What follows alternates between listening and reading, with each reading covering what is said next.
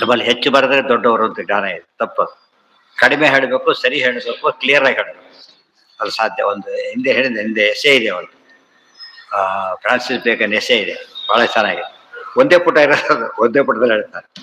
ಯಾರು ಬಹಳ ಸರಳವಾಗಿ ಹೇಳ್ತಾರೋ ಚೆನ್ನಾಗಿ ಗೊತ್ತಿದೆ ಅಂತ ಅರ್ಥ. ಯಾರು ನೇರ ಹೇಳ್ತಾರೋ ಅವ್ರು ಸತ್ಯ ಹೇಳ್ತಾರೆ ಅಂತ ಅರ್ಥ. ಗೊತ್ತಾಯ್ತಾ? ಇಲ್ಲದ್ರೆ ರೌಂಡ್ ಬಟ್ ಹೇಳ್ಬೇಕಾದ್ರೆ ಕವಿಗಳು ಸೃಷ್ಟಿ ಮಾಡೋರು ಅಂತ ಅರ್ಥ.